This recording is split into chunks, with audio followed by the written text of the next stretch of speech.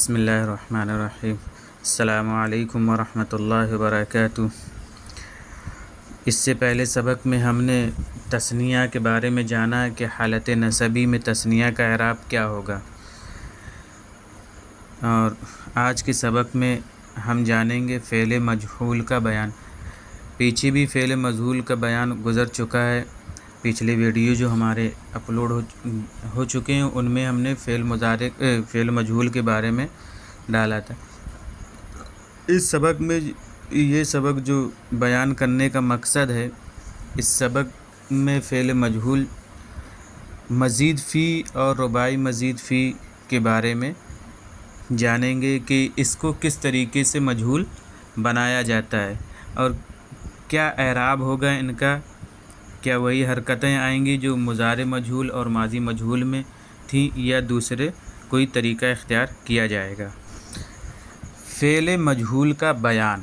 فعل ماضی کی تمام اقسام یعنی قسمیں اور فعل مضارع کے بیان کے بعد ہم نے فعل ماضی منفی، مثبت، معروف اور مجہول، اسی طریقے سے فعل مضارع منفی، معروف اور مجہول مثبت کے بارے میں بتا چکے ہیں۔ سب معلوم ہوتا ہے، مناسب معلوم ہوتا ہے کہ ان تمام افعال ماضیہ اور مضارع سے فعل مجہول کی بھی مشق کرائی جائے کہ جملوں میں کس طریقے سے فعل مجہول استعمال کیا جائے گا، اس کے بارے میں بتایا جائے گا۔ اگرچہ درمیان میں جزوی طور پر کہیں کہیں فعل مضارع کے بھی جملے آ گئے ہیں، مگر مستقل طور پر سمجھ لینے اور مشق کر لینے سے بات واضح ہو جائے گی، اس لیے فعل مجہول کا مستقل بیان کیا جا رہا ہے۔ فعل مجہول وہ فعل ہے جس کی نسبت مفعول کی طرف ہو، یعنی اس کا فاعل معلوم نہ ہو۔ جیسا کہ ہم نے پچھلے اسباق میں بھی بتایا تھا کہ فعل مجہول جب استعمال کرتے ہیں تو وہاں فاعل نہیں ہوتا ہے، یعنی کام کرنے والے کا کوئی اتا پتہ نہیں ہوتا ہے کہ کام ہوا ہے تو کس نے کیا ہے یہ ہم نہیں جانتے، لیکن کام ہوا ہے۔ تو ایسی صورت میں ہم فعل مجہول کا استعمال کریں گے اور جو کام ہوا ہے اس کو ہم فاعل بنائیں گے۔ ثلاثی مجرد میں ماضی مجہول بنانے کا قاعدہ۔ ثلاثی مجرد یعنی فعل جو ہوتا ہے وہ 3 حرف سے کم کا نہیں ہوتا ہے۔ 3 سے زیادہ ہوں گے تو وہ مزید کہلائیں گے، یا مجرد کا مطلب ہوتا ہے کہ یعنی تینوں حرف اس کے صحیح ہوں، تینوں حرف اس کے صحیح ہوں۔ اب وہ چاہے 3 حرف ہوں یا چاہے 4 حرف ہوں، اسے رباعی مجرد کہتے ہیں۔ اور ان میں اگر زیادتی ہو رہی ہے، ان 4 حرفوں میں یا 3 حرفوں میں زیادتی ہو رہی ہے، زیادتی اگر ہو رہی ہے تو اس زیادتی کے لیے ہم بولیں گے، اگر 3 حرف میں زیادتی ہو رہی تو کہیں گے ثلاثی مزید فی، اگر 4 حرف میں ہو رہی ہے تو رباعی مزید فی کہیں گے۔ تو اسی کے بارے میں ہے کہ اس سے فعل مجہول کس طریقے سے بنایا جائے گا۔ تو کہہ رہے ہیں کہ ثلاثی مجرد میں ماضی مجہول بنانے کا قاعدہ یہ ہے کہ فا کلمہ یعنی ثلاثی کا پہلا حرف، اس کو فا کلمہ بولتے ہیں، تو فا کلمے کو ضمہ دے دیا جائے، اور عین کلمہ بیچ والے یعنی دوسرے حرف کو، ثلاثی کے دوسرے حرف کو عین کلمہ بولتے ہیں، کہ کلمے کو کسرہ دے دیا جائے گا، اور آخری حرف میں جو ہے جیسی حرکت ہے ویسی ہی رہے گی۔ جیسے قتالہ سے ہے، قتالہ میں دیکھیے قاف میں زبر، تا میں زبر اور لام میں بھی زبر، تو اس کو جب ہم بنائیں گے تو کہیں گے، ہم نے کیا کہا تھا کہ ماضی کے پہلے حرف کو یعنی فا کلمے کو پیش دے دیں گے۔ تو دیکھیے یہاں پہ قاف کو ہم نے پیش دے دیا تو یہ ہو گیا قو، اور پھر ہم نے کہا تھا کہ عین کلمے کو جو ہے زیر دے دیں گے۔ ہم نے عین کلمے کے بارے میں آپ کو بار بار بتایا کہ آخری سے پہلے والا حرف عین کلمہ ہوتا ہے، تو عین کلمے کو ہم نے زیر دے دیا۔ دیکھیے اس میں دکھائی دے رہا ہے کہ زیر ہے، تو قوت ہم نے کہا تھا کہ لام کلمے میں جو ہے جو حرکت ہے وہی حرکت باقی رہے گی، تو قتلا اور نصارہ سے نصرہ وغیرہ یہ ماضی ثلاثی مجہول بن جائے گا۔ ثلاثی مجہول بنانے کا قاعدہ کہ فا کلمے کو پیش اور عین کلمے کو زیر اور لام میں جو حرکت ہے وہ حرکت باقی رہے گی، اس سے ہمارا فعل ثلاثی مجہول بن جائے گا۔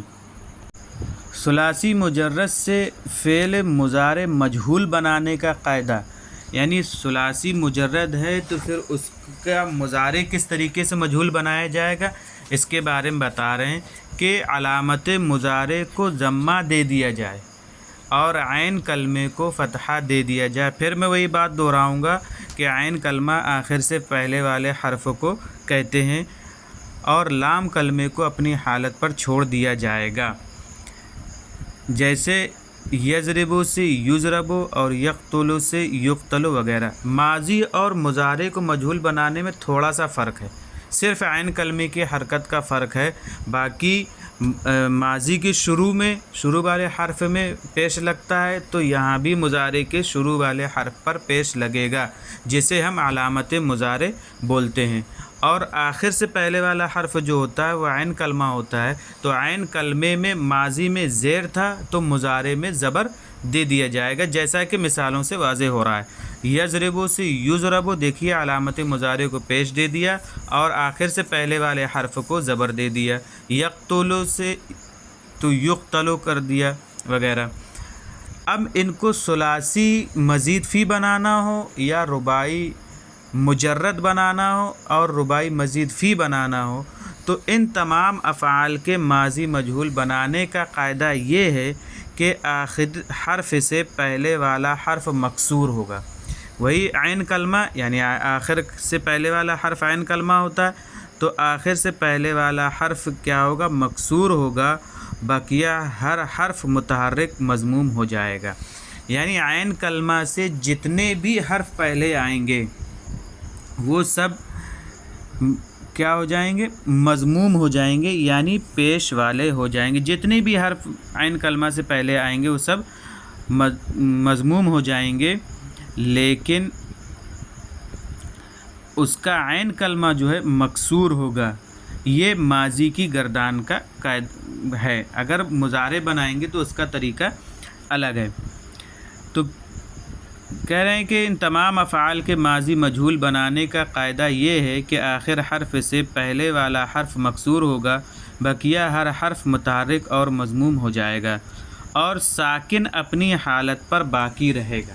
اگر عین کلمہ سے پہلے کوئی ساکن ہے، کوئی جزم آ رہا ہے عین کلمے سے پہلے، تو وہ اپنی حالت پر باقی رہے گا، اس میں ہم پیش نہیں لگا سکتے، جیسا ہے ویسا ہی وہ رہے گا۔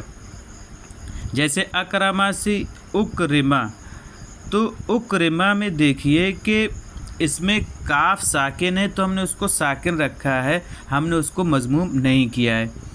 اور عین کلمے میں دیکھیے زیر ہے۔ اجتنابا سے اجتنبا، تو دیکھیے نون اس کا عین کلمہ ہے تو اس سے پہلے تا ہے، تو تا متحرک تھا، یعنی تا میں پہلے سے ہی حرکت تھی تو اس کو ہم نے اس حرکت کو بدل کر ہم نے اس کو پیش دے دیا۔ اور جیم ساکن ہے تو جیم کو ساکن باقی رکھا ہے اور اس سے پہلے پیش آ گئے۔ اسی طریقے سے استنصرا سے استنصرا وغیرہ۔ اور مضارع مجہول بنانے کا قاعدہ، یعنی ان تمام چیزوں کو مضارع مجہول بنانے کا قاعدہ یہ ہے کہ علامت مضارع اور آخری حرف کو ضمہ اور حرف متحرک کو فتحہ دے دو، تو ہمارا مضارع جو ہے یجتنبو ہوگا۔ جیسے اجتنبا تو یجتنبو، تو یہاں دیکھیے تا میں زبر ہے اور نون میں زیر ہے، تو ہم نے فعل مجہول بناتے وقت ہم نے علامت مضارع کو پیش دے دیا اور نون کو زبر دے دیا، کیونکہ ہمارا جو ہے مضارع جب بھی بناتے ہیں مجہول تو اس کو علامت مضارع کو پیش دے دیتے ہیں اور اس کے عین کلمے کو زبر دے دیا جاتا ہے۔ تو یہاں بھی وہی ہے، اور لیکن اس سے پہلے جتنے بھی حرف آئیں گے متحرک، یعنی عین کلمہ سے پہلے جتنے بھی حرف متحرک آئیں گے وہ سب مفتوح ہو جائیں گے، جیسا کہ مثال میں دکھائی دے رہا ہے۔ یستنصر سے یستنصرو وغیرہ۔ فعل مجہول کے بعد آنے والا اسم ظاہر نائب فاعل ہونے کی وجہ سے حالت رفعی میں ہوگا. یعنی ایک تو فاعل ہوتا ہے اور اس کا نائب فاعل جب ہی آئے گا جب فعل مجہول آئے گا. اگر فعل مجہول نہیں ہے تو پھر نائب فاعل نہیں ہوگا، تو حالت رفعی میں ہوگا. جیسے صلب ذالک القاتلان، تو تثنیہ ہی ہے قاتلان، تو یہاں صلبہ کی وجہ سے یہاں پہ جو ہے قاتلان حالت رفعی میں آیا. ان دونوں قاتلوں کو سولی دے دی گئی. شرب الشائی الحار، گرم چائے پی گئی. اکرم الضیف، مہمان کی عزت کی گئی وغیرہ. تو ان تمام مثالوں میں دیکھیے کہ یہاں قاتلان، ضیف، شائی الحار، یہ سب جو ہے نائب فاعل بن رہے ہیں. حالانکہ یہ اصلاً اگر دیکھا جائے تو یہ مفعول واقع ہو رہے ہیں، اور مفعول ہونے کی وجہ سے زبر آنا چاہیے تھا، لیکن یہاں فعل مجہول کا استعمال کیا ہے، تو فعل مجہول کی وجہ سے یہ مفعول ہونے کے باوجود بھی یہ نائب فاعل بنے. مفعول کی تعریف آپ کو پتہ ہے کہ جس پر کوئی کام کیا گیا تو ان دونوں مردوں کو یعنی دونوں قاتلوں کو سولی دے دی گئی، تو قتل دونوں لوگوں کو کیا گیا نا، یعنی سولی دونوں قاتلوں کو دی گئی. گرم چائے پی گئی، تو چائے پینے والا کام ہے، چائے تو کوئی کام کر نہیں رہی ہے، تو یہاں پر زبر نہیں آیا ہے کیونکہ یہاں فعل مجہول کا استعمال ہوا ہے، اور فعل مجہول میں نائب فاعل آتا ہے. جو مفعول ہوتا ہے تو وہ فاعل کی حیثیت میں ہو جاتا ہے. مندرجہ ذیل جملوں کا اردو میں ترجمہ کریں اور فعل مجہول اور نائب فاعل کا دھیان رکھتے ہوئے ترجمہ کریں. ان جملوں کی عربی بنائیں اور فعل کا دھیان رکھتے ہوئے عربی بنائیں کہ یہاں فعل جو ہے کس طریقے کا استعمال ہو رہا ہے، معروف ہوا ہے یا مجہول ہوا ہے. اس طریقے سے یہاں پر ان جملوں کی عربی بنائیں اور دھیان رکھیں کہ کیا استعمال ہوا ہے، اور ان ایک آدھ جملوں کی آپ ترکیب بھی کریے تاکہ ہمیں ترکیب بھی آ جائے کہ ہمارا یہ کون سا جملہ ہے اور یہاں کیا واقع ہو رہا ہے. یہ سب ہمیں پتہ چلے اور ہمارے ذہن میں یہ چیز بیٹھ جائے. ان جملوں میں آنے والے لفظ جو ہیں یہ لکھے ہوئے ہیں. عرض یعرض عرضاً، لانا پیش کرنا. شارع جمع شوارع، سڑک. شارع الساعۃ العمومیۃ، پبلک کلاک اسٹریٹ. البقال، سبزی فروش. مبکراً، جلدی. سلم یسلم تسلیماً، لہو اور الی صلہ کے ساتھ آتا ہے، سپرد کرنا. الثمن جمع اثمان، قیمت. الرخیصۃ، سستا. جریدۃ جمع جرائد، اخبار، پیپر. اور ورق جمع اوراق، کاغذ. طوی یطوی طیًّ معنی لپیٹنا. غلاف جمع غلفہ، لفافہ. باب جمع ابواب، دروازہ. قدیم جمع قدما، پرانا. صنم جمع اصنام، بت. اور خزانۃ جمع خزائن، الماری. الرف جمع رفوف، یہ بھی الماری کے لیے استعمال ہوتا ہے. المدرسۃ الحکومیۃ، سرکاری مدرسہ. تو یہ لفظ ہیں ان جملوں کے جو ہم نے جملے پیش کیے ہیں بنانے کے لیے یا ترجمہ کرنے کے لیے. ہمارا ویڈیو اچھا لگا ہو تو آپ ہمارا چینل سبسکرائب کریں اور بیل آئیکن پریس کریں تاکہ ہمارے تمام ویڈیوز آپ تک بر وقت پہنچ سکیں.